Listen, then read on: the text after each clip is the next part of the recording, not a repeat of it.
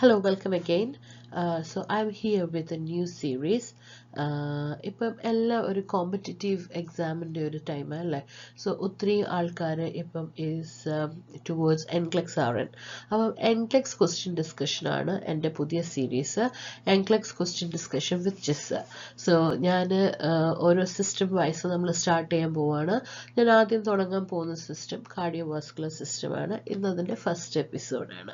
So നമുക്കൊരു ഓരോ എപ്പിസോഡിലും നമുക്കൊരു അറ്റ്ലീസ്റ്റ് ഒരു 5 to 6 ക്വസ്റ്റ്യൻസ് ഡിസ്കസ് ചെയ്ത് പോകാം. സോ അത് ക്വസ്റ്റ്യൻസ് ആൻഡ് ആൻസർ അതിൻ്റെ എക്സ്പ്ലനേഷൻ തന്നാണ് ഇതിൽ പോകുന്നത്. നിങ്ങൾക്ക് എന്തെങ്കിലും ക്വസ്റ്റ്യൻസ് ഉണ്ടെങ്കിൽ അല്ലെങ്കിൽ ഏതെങ്കിലും പർട്ടിക്കുലർ ടോപ്പിക് ഡിസ്കസ് ചെയ്യണമെന്നുണ്ടെങ്കിൽ നിങ്ങൾക്ക് എനിക്ക് DM ചെയ്യാം, അല്ലെങ്കിൽ ഇതിനകത്ത് കമൻ്റായിട്ട് നിങ്ങൾക്ക് രേഖപ്പെടുത്താം.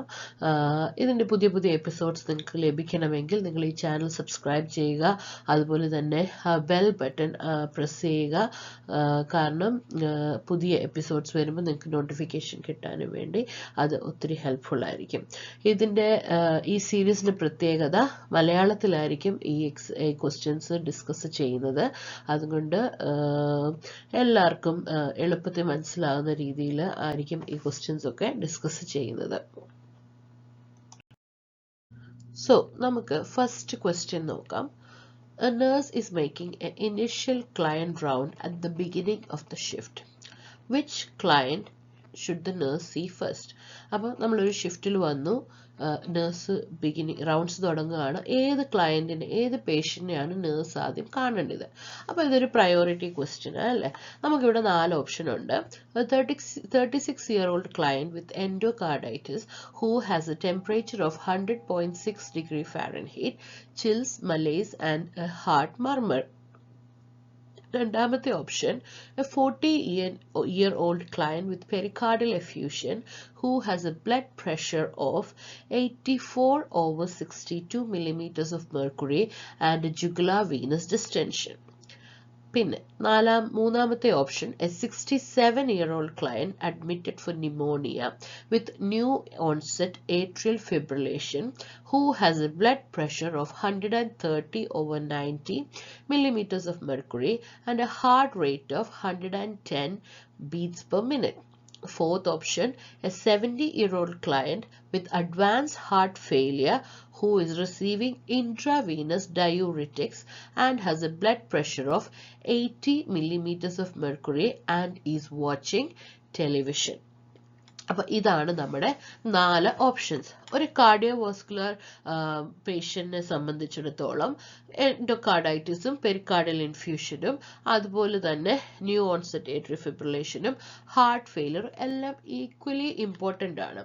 സോ നമ്മളിവിടെ പ്രയോറിറ്റൈസ് ചെയ്യണം. ഓക്കെ, അപ്പം നമുക്കുള്ള ഓരോ ഓപ്ഷനായിട്ട് നമ്മൾ പോകുവാണെങ്കിൽ ഫസ്റ്റ് ഓപ്ഷനിൽ എന്തുവാ, 30 യങ് അഡൽട്ട് ആണ് with endocarditis with temperature, chills, malaise and heart murmurs. അപ്പം ഈ temperature, chills, malaise, heart murmurs എന്നൊക്കെ പറയുന്നത് ഈ ഇതിൻ്റെ എൻഡോകാർഡൈറ്റിസിൻ്റെ ഒരു ടിപ്പിക്കൽ സിംറ്റംസ് ആണ് അല്ലേ. അപ്പം ഈ നേഴ്സിന് ഇതിനകത്ത് നമ്മൾ ഫർദർ അസസ് ചെയ്യേണ്ടത് ഹാർട്ട് മർമർ ആണ്. നേഴ്സിന് ഹാർട്ട് മർമർ വേഴ്സൺ ആയോ ഇല്ലയോ എന്ന് അസസ് ചെയ്യാം. അതല്ലാതെ ഈ പറഞ്ഞിരിക്കുന്ന സിംറ്റംസ് എല്ലാം നമ്മൾ കാർഡൈറ്റിസിൽ കാണുന്ന ഒരു ടിപ്പിക്കൽ സിംറ്റംസ് ആണ്. നമുക്ക് സെക്കൻഡ് ഓപ്ഷനിലോട്ട് വരാം. അതിനു മുന്നേ നമുക്ക് തേർഡ് ആൻഡ് ഫോർത്ത് ഓപ്ഷനും കൂടെ എലിമിനേറ്റ് ഒന്ന് നോക്കിയിട്ട് നമുക്ക് സെക്കൻഡ് ഓപ്ഷനിലോട്ട് വരാം. അപ്പം തേർഡ് ഓപ്ഷൻ എന്ന് പറയുന്നത് ന്യൂ ഓൺസെറ്റ് ഏട്രിയൽ ഫിബ്രിലേഷൻ ആണ്. ഒരു പേഷ്യന്റിന് പുതിയ ഓൺസെറ്റ് ഓഫ് ഏട്രിയൽ ഫിബ്രിലേഷൻ വന്നു കഴിഞ്ഞാൽ ഒബ്വിയസ്ലി നമ്മൾ ഹെൽത്ത് കെയർ പ്രൊവൈഡറിനെ അറിയിക്കണം. പക്ഷെ ഇവിടെ ക്ലയന്റ് സ്റ്റേബിളാണ്. കാരണം ക്ലയന്റിന്റെ ബ്ലഡ് പ്രഷർ എത്ര, 130/90, heart rate 110 beats per minute. ഈ ക്ലയന്റ് സ്റ്റേബിളാണ്. അപ്പം ഇത് അത്ര പ്രയോറിറ്റി മറ്റ് പേഷ്യൻസിനെ വെച്ച് നോക്കും. ഇതിലും സിക്ക് പേഷ്യന്റ് ഉണ്ടെങ്കിൽ ഇത് അത്ര പ്രയോറിറ്റി എടുക്കത്തില്ല. കാരണം ഏട്രിയൽ ഫിബ്രിലേഷൻ എന്ന് പറയുന്നത് ഒരു ക്രോണിക് അരിത്മിയ അത് വെൻട്രിക്കുലർ റേറ്റിന്റെ മെഡിക്കേഷൻ കൊടുത്ത് ആന്റി അരിത്മിക് മെഡിക്കേഷൻ കൊടുത്ത് നമുക്ക് മാനേജ് ചെയ്യാം. അതുപോലെ തന്നെ ആന്റി കൊയാഗുലേഷൻ കൊടുത്ത് നമ്മൾ മാനേജ് ചെയ്യുന്നതാണ്. അപ്പം അത് നമുക്ക് തൽക്കാലം ഒന്ന് മാറ്റി നിർത്താം. ലാസ്റ്റ് ഓപ്ഷൻ എന്ന് പറയുന്നത് client with advance heart failure often have a low cardiac output with എന്താ പറയുന്നത്, അവർക്ക് കാർഡിയക് ഔട്ട്പുട്ട് കുറഞ്ഞു കഴിയുമ്പം അവരുടെ ബ്ലഡ് പ്രഷർ ലോ ആകും. പക്ഷെ അവർ സിംറ്റമാറ്റിക് ആയിരിക്കത്തില്ല, കാരണം ഇതൊരു chronic condition. They adjusted themselves to live with it. അതുകൊണ്ട് തന്നെ അവരുടെ ആ ഒരു ലോ കാർഡിയക് ഔട്ട്പുട്ടിൽ അവർ ജീവിക്കാൻ ഓക്കെയാ, അവർക്ക് ആ ലോ ബ്ലഡ് പ്രഷറിൽ അവർ ഓക്കെയാ. സോ അത് കൂടാതെ തന്നെ ഇവിടെ ഈ പേഷ്യന്റ് എന്തോ ചെയ്യുന്നതെന്ന് പറയുന്നത് TV കണ്ടുകൊണ്ടിരിക്കുക. IV ഇൻട്രാവീനസ് ഡയോറിറ്റിക്സ് കൊടുക്കുവാണെങ്കിൽ ബ്ലഡ് പ്രഷറിനെ ഫർദർ ഡ്രോപ്പ് ആക്കും. ഹൈപ്പർ ടെൻഷൻ പേഷ്യന്റ് ഉണ്ടാകാനുള്ള ചാൻസസ് ഉണ്ട്. ഓൾറെഡി 80/60 ഉള്ളൂ. Patient high risk of fall ഒക്കെയാണ്.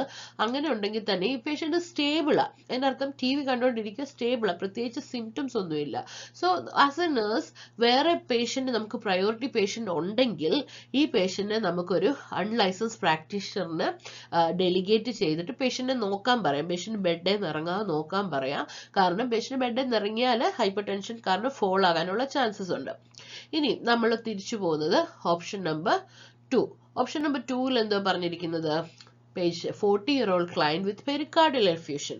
ഇവിടെ ബ്ലഡ് പ്രഷർ കണ്ടോ 84/62 ആ. അതുപോലെ തന്നെ ജുഗുലാർ വീനസ് ഡിസ്റ്റൻഷൻ ഉണ്ട്. അപ്പോൾ ഈ ക്ലയന്റ് പെരിക്കാർഡിയൽ എഫ്യൂഷൻ ഉള്ള ഈ ക്ലയന്റ് കാണിക്കുന്ന സിംറ്റംസ് എന്ന് പറഞ്ഞാൽ narrow pulse pressure, okay, hypotension, അതുപോലെ തന്നെ ജുഗുലാർ വീനസ് ഡിസ്റ്റൻഷൻ. ഇതൊക്കെ എന്തിന്റെ ക്ലാസിക്കൽ സിംറ്റംസാ? കാർഡിയാക് ടാംപോണൈഡിന്റെ ക്ലാസിക്കൽ സിംറ്റംസാ. കാർഡിയാക് ടാംപോണൈഡ് എന്ന് പറയുന്നത് ഒരു ലൈഫ് ത്രെറ്റനിങ് കോംപ്ലിക്കേഷനാ അല്ലെ ഓഫ് പെരിക്കാർഡിയൽ എഫ്യൂഷൻ. അപ്പം പെരിക്കാർഡിയൽ എഫ്യൂഷൻ എന്ന് പറയുന്നത് പെരിക്കാർഡിയൽ സാക്കിനകത്ത് ഫ്ലൂയിഡ് ഫില്ല് ചെയ്തിരിക്കുക. ഈ ഫ്ലൂയിഡ് ഫില്ല് ചെയ്ത് പെരിക്കാർഡിയൽ സാക്കിൽ ഫ്ലൂയിഡ് ഫില്ല് ചെയ്യുമ്പോൾ ആ ഒരു ഫ്ലൂയിഡ് ഹാർട്ടിനെ കംപ്രസ് ചെയ്യും. ഈ കംപ്രഷൻ കാരണം ഈ ഹാർട്ടിന് പ്രോപ്പർലി കൺട്രാക്ട് ചെയ്യാൻ പറ്റത്തില്ല ഈ ഫ്ലൂയിഡ് കാരണം. അങ്ങനെ കാർഡിയാക് ഔട്ട്പുട്ട് ഡ്രോപ്പ് ആയി പേഷ്യന്റ് ബ്ലഡ് പ്രഷർ ഒക്കെ ഡ്രോപ്പ് ആകും. ഇതൊരു എമർജൻസി സിറ്റുവേഷനാണ്. ഇവിടെ എമർജൻസി ആയിട്ട് ആ ഫ്ലൂയിഡ് റിമൂവ് ചെയ്യണം. അതിന് പറയുന്നത് പെരിക്കാർഡിയോസെന്റസിസ്. ആ ഫ്ലൂയിഡ് റിമൂവ് ചെയ്യണം. അതുപോലെ തന്നെ ഇത് കൂടാതെ ഈ പറഞ്ഞ ലോ ബ്ലഡ് പ്രഷർ, അതുപോലെ തന്നെ ജുഗുലാർ വീനസ് ഡിസ്റ്റൻഷൻ ഒക്കെ കൂടാതെ മഫിൾഡ് അല്ലെ ഡിസ്റ്റന്റ് ഹാർട്ട് സൗണ്ട്, ഇങ്ങനെ സ്റ്റെതസ്കോപ്പ് വെച്ച് നോക്കുമ്പോൾ അങ്ങ് ദൂരെ എവിടെയോ ഹാർട്ട് സൗണ്ട് കേൾക്കുന്ന പോലെ നമുക്ക് കേൾക്കാം. അതുപോലെ തന്നെ പൾസസ് പാരഡോക്സസ്, ഡിസ്നിയ, ടെക്കിപ്നിയ, ടെക്കിക്കാർഡിയ, ഇതൊക്കെയാണ് കാർഡിയാക് ടാംപോണൈഡിന്റെ മറ്റ് സിംറ്റംസ്. സോ ഇവിടെ നമ്മളുടെ നേഴ്സിനുള്ള പ്രയോറിറ്റി അപ്പൊ എൻഡോകാർഡൈറ്റിസിനെക്കാളും ന്യൂ ഓൺസെറ്റ് ഏട്രിയൽ ഫിബ്രിലേഷനെക്കാളും അതുപോലെ തന്നെ ഹാർട്ട് ഫെയിലിയറിനെക്കാളും ഈ ലൈഫ് ത്രെറ്റനിങ് സിറ്റുവേഷൻ ഇവിടെ വന്നിരിക്കുന്നതുകൊണ്ട് നേഴ്സിന്റെ പ്രയോറിറ്റി എന്താണ്? ഈ 40-year-old client with pericardial effusion who has a blood pressure of 84/62 and with a jugular venous distension ആണ് ഇവിടുത്തെ പ്രയോറിറ്റി. ഈ പേഷ്യന്റിനെയാണ് എന്ത് ചെയ്യേണ്ടത്? സ്റ്റാഫ് നഴ്സ് ആദ്യം കാണേണ്ടത്. ഓക്കെ അല്ലേ? Okay, next question. A nurse care for a transgender client who is prescribed estrogen therapy. Which side effect is most important for nurse to report to the healthcare provider? അപ്പം എന്ത് side effect ആണ് oestrogen തെറാപ്പിയുടെ എന്ത് side effect ഈ patient കാണിക്കുമ്പോഴാണ് നമ്മൾ health care പ്രൊവൈഡറിനെ വിളിച്ച് അറിയിക്കേണ്ടതെന്നുള്ളതാണ് ഇവിടുത്തെ question. അപ്പോൾ ഇവിടെ ഓപ്ഷൻ എന്ന് പറയുന്നത് ബ്രസ്റ്റ് ടെൻഡർനെസ്, പിന്നെ generalised weight gain, leg swelling, nausea and vomiting. ഇതെല്ലാം കാണുന്ന ഒരു സൈഡ് ഇഫക്ട്സ് ഒക്കെ തന്നെയാണ്. പക്ഷെ ഇതിനകത്ത് ഇമ്പോർട്ടൻറ്റ് എന്ത് കാണുമ്പോഴാണ് ഇമ്മീഡിയറ്റ് ആക്ഷൻ എടുക്കേണ്ടത് എന്നാണ് ക്വസ്റ്റ്യൻ. അപ്പം ഒരു ട്രാൻസ്ജെൻഡർ വുമൺ ക്ലയന്റ് ആണെങ്കിൽ അവർ നോർമലി ഓഫൺ അവർക്ക് പ്രിസ്ക്രൈബ് ചെയ്യുന്നത് ആന്റി ആൻഡ്രോജൻ മെഡിക്കേഷൻ ആയിരിക്കും. ഓക്കെ, അത് to reduce the androgen level, androgen level കുറയ്ക്കാനുള്ള മെഡിക്കേഷനും അതുപോലെ തന്നെ oestrogen therapy to induce feminising traits. അപ്പം ടെസ്റ്റോസ്റ്റിറോണെ കുറച്ച് ഈസ്ട്രജനെ കൂട്ടുന്നതാണ് തെറാപ്പി. അപ്പം ഈസ്ട്രജൻ കൊടുത്തു കഴിയുമ്പം breast enlargement, reduction in body hair, decrease in testicular size, erectile dysfunction ഒക്കെ ഉണ്ടാകും. അപ്പോൾ ഈ ഈസ്ട്രജൻ കൊടുക്കുന്ന client is at risk of developing blood clot. അവര് ബ്ലഡ് ക്ലോട്ട് ഉണ്ടാകാനുള്ള റിസ്ക് ഉണ്ട് ഡ്യൂ ടു ഹൈപ്പർ കൊയാഗുലിറ്റി. ഈ മെഡിക്കേഷൻ കൊടുക്കുമ്പോൾ ഹൈപ്പർ കൊയാഗുലബിലിറ്റി ഉണ്ടായിട്ട് ബ്ലഡ് ക്ലോട്ട് ഉണ്ടാകാനുള്ള റിസ്ക് ഉണ്ട്. അപ്പോൾ ഈ ബ്ലഡ് ക്ലോട്ട് ഉണ്ടാകുമ്പോൾ എന്തൊക്കെ സംഭവിക്കാം? അഡ്വേഴ്സ് ത്രോംബോട്ടിക് ഇവന്റ്സ് നടക്കും. എക്സാമ്പിൾ, ബ്ലഡ് ക്ലോട്ട് കാരണം ഉണ്ടാകുന്ന അഡ്വേഴ്സ് ത്രോംബോട്ടിക് ഇവന്റ്സ് ഏതൊക്കെയാ? സ്ട്രോക്ക് ഉണ്ടാകും, മയോകാർഡിയൽ ഇൻഫ്രാക്ഷൻ ഉണ്ടാകും, വീനസ് ത്രോംബോ എംബോളിസം ഉണ്ടാകും. അപ്പോൾ ഇതിന്റെയൊക്കെ കാര്യങ്ങളാണ് നോക്കണം. അപ്പൊ ഈ ഓപ്ഷനകത്ത് പറയുന്നത് breast tenderness, generalised weight gain, leg swelling, nausea and vomiting. അതില് ഡീപ്പ് വെയിൻ ത്രോംബോസിസ് എന്ന് പറയുന്നതിന്റെ സിംറ്റംസ് ആണ് ലെഗ് സ്വെല്ലിങ്ങും റെഡ്നെസ്സും പെയിനും. അപ്പൊ ഡീപ്പ് വെയിൻ ത്രോംബോസിസ് ഉണ്ടെങ്കിൽ that should be reported to the health care provider immediately. അപ്പൊ നമ്മുടെ ഇവിടുത്തെ ഓപ്ഷനകത്തുള്ള ആൻസർ എന്ന് പറയുന്നത് ലെഗ് സ്വെല്ലിംഗ് ആണ്. അത് ഇമ്മീഡിയറ്റ്ലി ഹെൽത്ത് കെയർ പ്രൊവൈഡറിനെ അറിയിക്കണം. കാരണം that is a symptom of deep vein thrombosis. Oestrogen therapy കാരണം ബ്ലഡ് ക്ലോട്ട് ഉണ്ടായി ഡീപ്പ് വെയിൻ ത്രോംബോസിസ് ഉണ്ടായതിന്റെ സിംറ്റം ആണ് ലെഗ് സ്വെല്ലിംഗ്. അപ്പൊ ഈ ക്ലയന്റിനെ നമ്മൾ അവരോട് പറയണം, സ്മോക്കിംഗ് ഉണ്ടെങ്കിൽ അത് നിർത്താൻ പറയണം, ഡയബറ്റീസ് ഉണ്ടെങ്കിൽ അത് മാനേജ് ചെയ്യാൻ പറയണം, പിന്നെ long period of immobilisation avoid ചെയ്യാൻ പറയണം. കാരണം ഫർദർ ത്രോംബസ് ഫോർമേഷൻ ഉണ്ടാക്കും. ഇനി ആദ്യത്തെ ഓപ്ഷൻ എന്തുകൊണ്ടല്ലാത്തത്? Breast tenderness and enlargement common. അത് ഈസ്ട്രജൻ തെറാപ്പി കൊടുക്കുമ്പോൾ ഒരു എക്സ്പെക്ടഡ് സൈഡ് ഇഫക്റ്റാണ്. കാരണം ആ ഫെമിനൈൻ ട്രേറ്റ്സിന് വേണ്ടി കൊടുക്കുന്നത്. അപ്പൊ ബ്രസ്റ്റ് എൻലാർജ്മെന്റ് ആൻഡ് ടെൻഡർനെസ് അത് expected side effect of oestrogen തെറാപ്പിയാണ്. ഇനിയും ജനറലൈസ്ഡ് വെയിറ്റ് ഗെയിനോ, അതും ഈസ്ട്രജൻ തെറാപ്പിയിൽ ഉണ്ടാകുന്നതാണ് by fluid retention. Generally mild ആയിരിക്കും, പക്ഷെ ഫ്ലൂയിഡ് റിട്ടൻഷൻ കാരണം അതുണ്ടാകും. If weight gain with cardiovascular സിംറ്റംസും കൂടെ ഉണ്ടെങ്കിൽ നമ്മൾ ഹെൽത്ത് കെയർ പ്രൊവൈഡറിനെ നമ്മൾ അറിയിക്കണം. പക്ഷെ വെയിറ്റ് ഗെയിൻ മാത്രമേ ഉള്ളെങ്കിൽ നമ്മൾ അതിന് അത് ജനറലി എക്സ്പെക്റ്റഡ് ആയിട്ടുള്ള ഒരു സൈഡ് ഇഫക്റ്റ് ആണ്. ഇനി നോസിയ ആൻഡ് വോമിറ്റിംഗ്, അതും ഈസ്ട്രജൻ തെറാപ്പിയിൽ ഉണ്ടാകാം.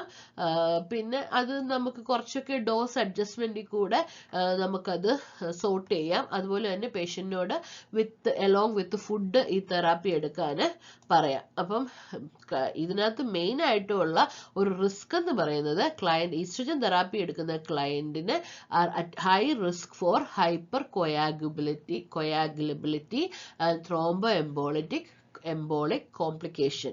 അതിന്റെ സൈൻസ് ആൻഡ് സിംറ്റംസ് കാണിച്ചാൽ നമ്മൾ ഇമ്മീഡിയറ്റ്ലി ഹെൽത്ത് കെയർ പ്രൊവൈഡറിനെ അറിയിക്കണം. അപ്പൊ ഇവിടെ അതിന്റെ സൈൻസ് ആൻഡ് സിംറ്റം ആയിട്ട് നമുക്ക് കാണാൻ പറ്റുന്നത് എന്താണ്? ലെഗ് സ്വെല്ലിംഗ് ആണ്. ഓക്കെ, അപ്പൊ ഇതാണ് നമ്മുടെ ആൻസർ. എന്ത്? Leg swelling. ഇതാണ് നമ്മുടെ ആൻസർ. അപ്പം അത് ബാക്കി ഇതിനകത്ത് ഈ ക്വസ്റ്റ്യനകത്തുള്ള ഒരു ട്രിക്ക് എന്ന് പറഞ്ഞാൽ ഇതെല്ലാം എക്സ്പെക്റ്റഡ് സൈഡ് ഇഫക്ട്സ് ആണ്. അതിനകത്ത് ഹെൽത്ത് കെയർ പ്രൊവൈഡറിനെ ഏതാണ് നമ്മൾ അറിയിക്കുന്നതെന്നാണ് ചോദിച്ചിരിക്കുന്നത്. അപ്പം മറ്റെല്ലാം നമ്മൾ എലിമിനേറ്റ് ചെയ്ത് ലെഗ് സ്വെല്ലിങ് നമ്മൾ അതിനകത്ത് പറയണം. ഓക്കെ, ഇനി അടുത്ത question. A nurse cares for a client after cardiac catheterization. During assessment of the groin site, the nurse notices that the dressing is saturated with blood and a small trickle leaks down the client's leg. What should the nurse do first? അപ്പോൾ ഇതിനകത്ത് നമ്മുടെ നഴ്സിന്റെ priority action ആണ് ചോദിച്ചിരിക്കുന്നത്. അപ്പോൾ 4 option ഉണ്ട്. ഒന്ന്, apply direct manual pressure at and above the puncture site. Call the healthcare provider to report the bleeding, active bleeding. Check the peripheral pulse distal to the catheterization site. അതുപോലെ തന്നെ place a new pressure dressing over the catheterization site. So, cardiac catheterization എന്ന് പറഞ്ഞാൽ നമുക്കെല്ലാം അറിയാമല്ലോ. To assess and diagnose coronary artery disease assess ചെയ്യാനും diagnose ചെയ്യാനും നമ്മൾ ചെയ്യുന്ന ഒരു ഇന്റർവെൻഷണൽ പ്രൊസീജിയർ ആണ് കാർഡിയാക് കാത്തറ്ററൈസേഷൻ. അപ്പം അതിനകത്ത് നമ്മൾ ആൻജിയോഗ്രാം എന്ന് പറയും, ആൻജിയോപ്ലാസ്റ്റി എന്നൊക്കെ പറയും അല്ലേ. അപ്പം ഇതിനകത്ത് ഒരു കാത്തറ്റർ ഇസ് അഡ്വാൻസ്ഡ് നമ്മുടെ ഏട്രിയത്തിലോ ഫിമോറൽ വെയിൻ, റേഡിയൽ ആർട്ടറിയിലോ ഫിമോറൽ വെയിനിൽ കൂടെ ഒരു കാത്തീറ്റർ ഹാർട്ടിലോട്ട് അഡ്വാൻസ് ചെയ്തിട്ട് കാത്തട്രൈസേഷൻ ചെയ്ത് എന്നിട്ട് ഹാർട്ടിൻ്റെ കോർണറി ആർട്ടറി എല്ലാം അസസ് ചെയ്യും. പിന്നെ എന്തെങ്കിലും ബ്ലോക്ക് ഉണ്ടെങ്കിൽ അതിനെ എന്ത് ചെയ്യും, സ്റ്റെൻഡ് ഇട്ട് നമ്മൾ ബ്ലോക്കൊക്കെ മാറ്റും. ഇനി അത് പറ്റത്തില്ല എന്നുണ്ടെങ്കിൽ patient further posted for CABG ഒക്കെ. അപ്പം ഈ പ്രൊസീജിയർ കഴിയുമ്പോൾ പ്രഷർ ഡ്രസ്സിങ് എവിടാണോ, ഫിമോറലിലാണോ, റേഡിയലിലാണോ, ആൻറ്റിക്യുബേറ്ററിലാണോ, എവിടെ കൂടാണോ ഈ സ്കിൻ പങ്ക്ചർ ചെയ്ത് ഈ കാത്തീറ്റർ ഇൻസേർട്ട് ചെയ്തത് അവിടെ നമ്മളൊരു പ്രഷർ ഡ്രസ്സിങ് വെക്കും. കാരണം റേഡിയൽ ആർട്ടറിയാണ് പങ്ക്ചർ ചെയ്തത്. Femoral artery, radial artery, brachial artery ഒക്കെയാണ് പങ്ക്ചർ ചെയ്ത് ഈ കത്തീറ്റർ ചെയ്തിരിക്കുന്നത്. അപ്പം നമ്മൾ ആർട്ടറി പങ്ക്ചർ ചെയ്ത് ഒബ്വിയസ്ലി പ്രഷർ കൊടുക്കണം. അങ്ങനെ ഇവിടെ പ്രഷർ അപ്ലൈ ചെയ്യും. എന്നിട്ട് ഈ ക്ലയൻറ്റിനോട് സുപ്പൈൻ പൊസിഷനിൽ ഇപ്പോൾ ഫിമോറൽ ആണെങ്കിൽ എക്സ്ട്രിമിറ്റി ഫ്ലാറ്റ് ആക്കി 2 to 6 hours കിടക്കാൻ പറയും. എന്തിനാ? To promote complete haemostasis. അവിടെ ക്ലോട്ടായി ബ്ലീഡിങ് കംപ്ലീറ്റ്ലി സ്റ്റോപ്പ് ചെയ്യാൻ നമ്മൾ കിടക്കാൻ പറയും. ഇത് ചെയ്യുന്ന സമയത്ത് nurse should monitor the vital signs. അതുപോലെ തന്നെ എക്സ്ട്രിമിറ്റിയുടെ ഇൻറ്റഗ്രിറ്റി നമ്മൾ നോക്കും. കാരണം പൾസ് നോക്കും, സെൻസേഷൻ നോക്കും, കാപ്പിലറി റീഫില്ല് നോക്കും. പിന്നെ ഡ്രസ്സിങ് എപ്പോഴും നമ്മൾ ചെക്ക് ചെയ്തുകൊണ്ടിരിക്കും ഫോർ എനി ഇൻഡിക്കേഷൻ ഓഫ് ബ്ലീഡിങ്ങിൻ്റെ എന്തെങ്കിലും ഇൻഡിക്കേഷൻ ഉണ്ടോ എന്ന് ഡ്രസ്സിങ്ങും ചെക്ക് ചെയ്തുകൊണ്ടിരിക്കും. ഇനി ബ്ലീഡിങ് ഉണ്ടായിട്ടുണ്ടെങ്കിൽ നമ്മളോട് പറയുന്നത് first the nurse should apply direct manual pressure to the puncture സൈറ്റിൽ ഡയറക്റ്റ് മാനുവൽ പ്രഷർ ചെയ്യണം. അത് about 2.5 centimeter above the skin puncture site.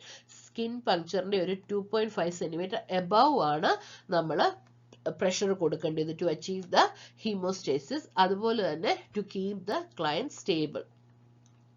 പിന്നെ ഹെൽത്ത് കെയർ പ്രൊവൈഡർ എന്നെ അറിയിക്കേണ്ടത് എപ്പോഴാണ്? ഇനി ഫർദർ സർജിക്കൽ ഇൻ്റർവെൻഷൻ വല്ലതും വേണമെങ്കിൽ നമ്മൾ ഹെൽത്ത് കെയർ പ്രൊവൈഡറിനെ അറിയിക്കണം. ഇനി ഒരു ക്ലയന്റ് ആക്റ്റീവ്ലി ബ്ലീഡ് ആകുക പോസ്റ്റ് കാർഡിയാക് കാത്തട്രൈസേഷൻ എന്നുണ്ടെങ്കിൽ നമ്മൾ ഹെൽത്ത് കെയർ പ്രൊവൈഡറിനെ നോട്ടിഫൈ ചെയ്യണം. ഹൗവർ നേഴ്സാണ് ആദ്യം ബ്ലീഡിങ്ങിനെ കൺട്രോൾ ചെയ്യേണ്ടത്. സോ നമ്മൾ അത് പ്രഷർ കൊടുക്കണം ഫസ്റ്റ് ആയിട്ട്. ഇനി ഡിസ്റ്റൽ പൾസ് നമ്മൾ റൂട്ടീൻലി അസസ് ചെയ്യും after cardiac catheterisation to make sure ആ ഒരു പങ്ക്ചറിന് ശേഷം ഇനഫ് ബ്ലഡ് ഫ്ലോ ആ എക്സ്ട്രിമിറ്റിയിലോട്ട് കിട്ടാൻ. പക്ഷെ അതൊരു പ്രയോറിറ്റി, ബ്ലീഡിങ് കൺട്രോൾ ചെയ്യാനുള്ള ഒരു പ്രയോറിറ്റി അല്ല. ബ്ലീഡിങ് കൺട്രോൾ ചെയ്യാനുള്ള പ്രയോറിറ്റി എന്താണ്? മാനുവൽ പ്രഷർ അപ്ലൈ ചെയ്യുകയാണ്. പിന്നെ പുതിയ ഡ്രസ്സിങ് നമ്മൾ ബ്ലീഡിങ് സ്റ്റോപ്പ് ചെയ്ത്, അതായത് പ്രഷർ കൊടുത്ത് ബ്ലീഡിങ് സ്റ്റോപ്പ് ചെയ്ത് ഹീമോസ്റ്റസിസ് അച്ചീവ് ചെയ്തതിന് ശേഷം ഒബ്വിയസ്ലി നമ്മൾ ആ പഴയ ഡ്രസ്സിങ് മാറി പുതിയ ഡ്രസ്സിങ് അപ്ലൈ ചെയ്യണം. ഓക്കെ, അത് ഹെൽത്ത് കെയർ പ്രൊവൈഡറിന്റെ പ്രിസ്ക്രിപ്ഷൻ അനുസരിച്ച്. സോ ബ്ലീഡിങ് തുടങ്ങുവാണെങ്കിൽ ആഫ്റ്റർ കാർഡിയാക് കാത്തട്രൈസേഷൻ ബ്ലീഡിങ് തുടങ്ങുവാണെങ്കിൽ ഫസ്റ്റ് നേഴ്സ് ചെയ്യേണ്ടത് apply direct manual pressure to control the bleeding. അപ്പം ഇവിടെ എന്താണ്? ഈ 4 ഓപ്ഷനും കറക്റ്റാ, നമ്മൾ ചെയ്യുന്നത് തന്നെയാ. പക്ഷെ ഇവിടെ ക്വസ്റ്റ്യൻ ചോദിക്കുക, ആ ലാസ്റ്റ് ക്വസ്റ്റ്യൻ ചോദിച്ചിരിക്കുന്നത് എന്തുവാ?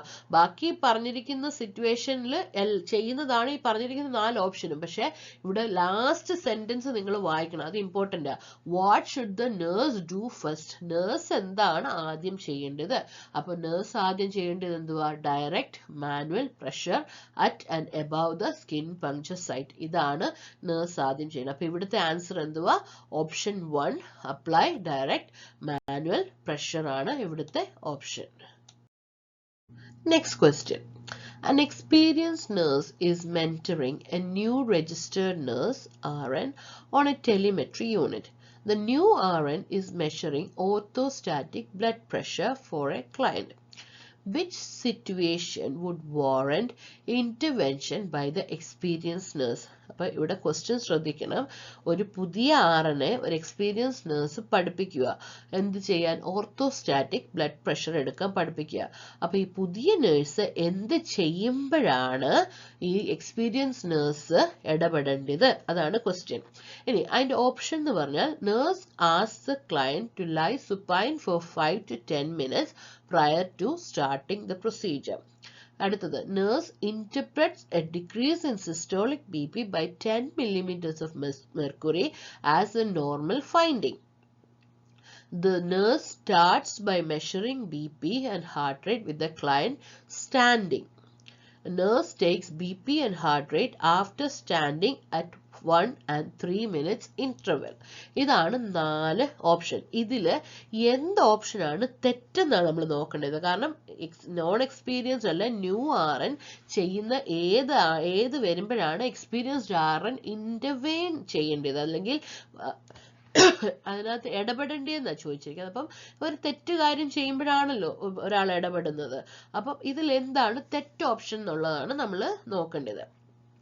അപ്പം ഒരു എക്സ്പീരിയൻസ് നേഴ്സ് എന്താ പറയുന്നത്, should intervene if a new RN starts BP measurement with this client in a standing position. കാരണം ഓർത്തോസ്റ്റാറ്റിക് BP മെഷർമെന്റ് നമ്മൾ വോളിയം, അതായത് സിറ്റിംഗ് പോസ്റ്ററൽ ഹൈപ്പോടെൻഷൻ, അതായത് പെട്ടെന്ന് ഒരു ലൈങ് പൊസിഷനിൽ നിന്ന് സ്റ്റാൻഡിങ് പൊസിഷനിലോട്ട് വരുമ്പോൾ ഉണ്ടാകുന്ന വോളിയം ഡിപ്ലീഷൻ ആ പോസ്റ്ററൽ ഡ്രോപ്പ് മെഷർ ചെയ്യുന്നതിനാണ് ഓർത്തോസ്റ്റാറ്റിക് ഹൈപ്പോടെൻഷൻ എന്ന് പറയുന്നത്.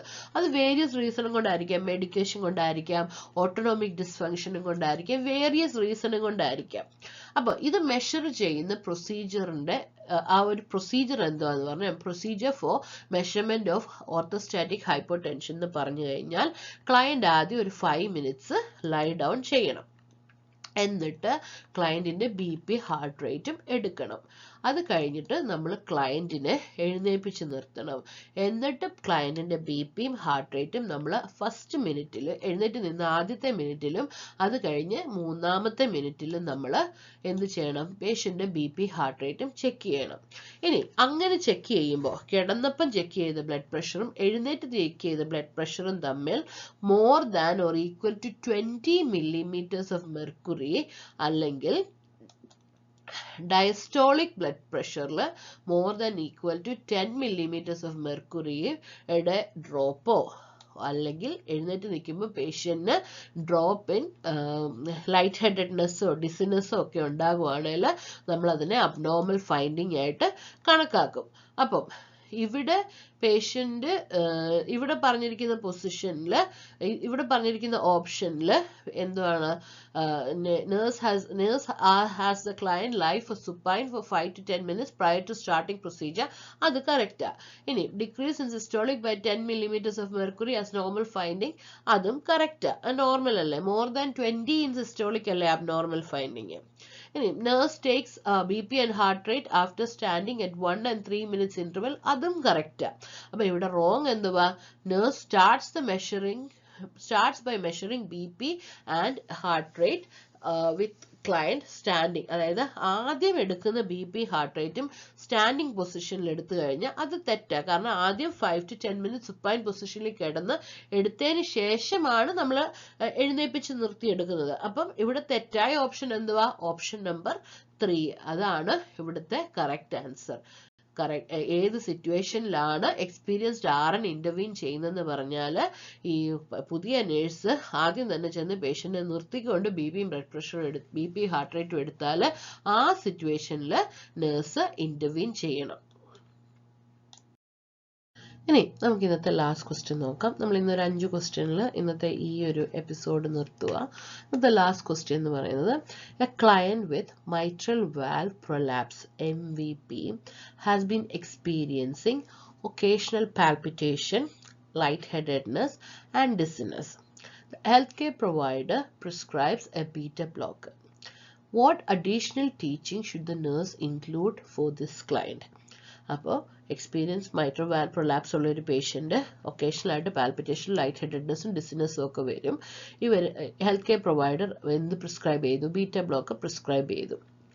What additional teaching should the nurse include for this client? ഇതാണ് ക്വസ്റ്റ്യൻ. എന്ത് ടീച്ചിങ് ആണ് നേഴ്സ് ഇൻക്ലൂഡ് ചെയ്യേണ്ടത് എന്നാണ് ക്വസ്റ്റ്യൻ. So, അതിൻ്റെ ഓപ്ഷൻ എന്ന് പറയുന്നത്, avoid aerobic exercises, ensure you receive antibiotics prior to dental works, stay well hydrated and avoid caffeine, wear a medical alert bracelet. ഇതാണ് 4 option എന്ന് പറയുന്നത്. അപ്പോൾ a client with MVP അവർക്ക് പാൽപിറ്റേഷനും ഡിസിനെസ്സും ലൈറ്റ് ഹെഡഡ്നെസ്സും ഉണ്ടാകും. കാരണം അത് മൈട്രൽ വാൽവ് പ്രൊലാപ്സിന്റെ സിംറ്റംസ് ആണ്.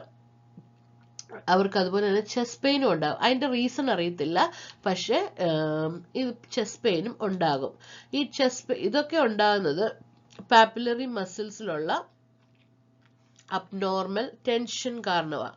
അപ്പം ഒരു ചെസ്റ്റ് പെയിൻ MPVയിൽ ഉണ്ടാകുന്ന ഒരു ചെസ്റ്റ് പെയിന് ആന്റി ആൻജൈനൽ മെഡിക്കേഷൻ ട്രീറ്റ്മെന്റ് കൊടുത്താൽ റെസ്പോണ്ട് ചെയ്യത്തില്ല. സച്ചസ് നൈട്രേറ്റ് GTN സ്പ്രേ ഒന്നും കൊടുത്താൽ ചെസ്റ്റ് പെയിൻ റെസ്പോണ്ട് ചെയ്യത്തില്ല. അങ്ങനെയുള്ള പേഷ്യൻസിനാണ് ഈ ബീറ്റ ബ്ലോക്കേഴ്സ് പ്രിസ്ക്രൈബ് ചെയ്യുന്നത് for the palpitation and chest pain. അപ്പം നമ്മൾ ക്ലയന്റിന് ടീച്ച് ചെയ്യേണ്ടത് എന്തൊക്കെയാന്ന് പറഞ്ഞാൽ അഡോപ്റ്റ് ഹെൽത്തി ഈറ്റിംഗ് ഹാബിറ്റ്സ്, അതുപോലെ തന്നെ കഫീൻ സ്റ്റോപ്പ് ചെയ്യുക, അവോയ്ഡ് ചെയ്യുക. കാരണം അതൊരു സ്റ്റിമുലൻ്റാ. അപ്പം കഫീൻ എടുത്തു കഴിഞ്ഞാൽ അത് എക്സാസർബേറ്റ് ചെയ്യും സിംറ്റംസിനെ. പിന്നെ പേഷ്യന്റിനോട് പറയുക, ഓവർ ദ കൗണ്ടർ മെഡിക്കേഷൻ അല്ലെ ഡയറ്റ് പിൽസ് ഒക്കെ എടുക്കുമ്പം അതിനകത്ത് കഫീൻ ഉണ്ടോ, എഫിഡ്രിൻ ഉണ്ടോ എന്നൊക്കെ നോക്കുക. കാരണം ഈ കഫീന് വീണ്ടും സിംറ്റംസിനെ എക്സാസർബേറ്റ് ചെയ്യും. പിന്നെ സ്ട്രെസ് റെഡ്യൂസ് ചെയ്യുക, ആൽക്കഹോൾ യൂസ് കുറയ്ക്കുക എന്ന് നമ്മൾ പേഷ്യന്റിനോട് പറയണം. പിന്നെ പേഷ്യന്റിനെ നമ്മൾ പറയണം അവരെ begin and maintain exercise programme, preferably aerobic exercise ചെയ്യണമെന്ന് നമ്മൾ പേഷ്യന്റിനോട് പറയും. പിന്നെ ക്ലയന്റിനെ ഓൾദോ ഈ mitral valve prolapse patient infective എൻഡോകാർഡൈറ്റിസിന് ഹൈ റിസ്ക് ആണെങ്കിലും പ്രൊഫലാക്റ്റിക് ആന്റിബയോട്ടിക് ഒന്നും എന്താ പറയുന്നത് ക്ലിനിക്കൽ എവിഡൻസ് ഒന്നുമില്ല. ഡെന്റൽ പ്രൊസീജിയേഴ്സിന് മുന്നേ പ്രൊഫലാക്റ്റിക് ആന്റിബയോട്ടിക് കൊടുക്കുന്നതിന്റെ ക്ലിനിക്കൽ എവിഡൻസ് ഒന്നുമില്ല. ആന്റിബയോട്ടിക് ഇൻഡിക്കേറ്റ് ചെയ്യുന്നത് പ്രോസ്തറ്റിക് വാൽവ് ഉള്ളവർക്കോ അല്ലെങ്കിൽ വാൽവ് റിപ്പയർ ഉള്ളവർക്കോ അല്ലെങ്കിൽ ഇൻഫെക്ഷസ് എൻഡോകാർഡൈറ്റിസിന്റെ ഹിസ്റ്ററി ഉള്ളവർക്ക് മാത്രമേ പ്രൊഫലാക്സിസ് ആന്റിബയോട്ടിക് ഡെന്റൽ വർക്കിന് മുന്നേ പ്രിസ്ക്രൈബ് ചെയ്യത്തുള്ളൂ. അല്ലാതെ റിസ്ക് ഉണ്ടെന്നും പറഞ്ഞ് എല്ലാ മൈട്രൽ വാൽവ് പ്രൊലാപ്സ് ഉള്ള പേഷ്യന്റിനും ഈ ആന്റിബയോട്ടിക്സ് പ്രിസ്ക്രൈബ് ചെയ്യത്തില്ല. പിന്നെ there is no need of medical alert bracelet. MVV എന്ന് പറയുന്നത് ഒരു ബിനൈൻ കണ്ടീഷൻ ആണ്. അതുകൊണ്ട് അലേർട്ട് ബ്രേസ്ലെറ്റിന്റെ ആവശ്യമൊന്നുമില്ല. അപ്പം നമ്മുടെ ഓപ്ഷനകത്ത് പേഷ്യന്റിന് what additional teaching should the nurse include for this client ആണ് ചോദിച്ചിരിക്കുന്നത്. അപ്പം nurse should teach the client with MVB to stay hydrated, avoid caffeine, alcohol, exercise regularly, reduce stress, take beta blockers as prescribed for palpitation and chest pain. അതുപോലെ തന്നെ nitrates is not effective for chest pain from MPV. അപ്പം ഇതിനകത്ത് നമുക്ക് പറയാം avoid aerobic exercise ശരിയല്ല, ensure U receive antibiotic അതും വേണ്ട, wear medical bracelet അതും വേണ്ട. അപ്പം ഇതിനകത്തുള്ള ഓപ്ഷൻ എന്തുവാ? Stay well hydrated and avoid caffeine ആണ് ഇവിടെയുള്ള കറക്റ്റ് ഓപ്ഷൻ എന്ന് പറയുന്നത്. ഇന്ന് നമ്മൾ കാർഡിയോവാസ്കുലറിലെ ഒരു 5 ക്വസ്റ്റ്യൻസ് കണ്ടു. Thank you for listening to me. ഇനി ഇതുപോലുള്ള കൂടുതൽ ക്വസ്റ്റ്യൻസ് ഇൻക്ലൂഡ് ചെയ്ത് പല സിസ്റ്റം ഇൻക്ലൂഡ് ചെയ്തുള്ള വീഡിയോസ് റെഗുലർലി വരുന്നതായിരിക്കും. For that please stay tuned, subscribe and bell button press ചെയ്യുക, so that you get the latest update. Thank you so much.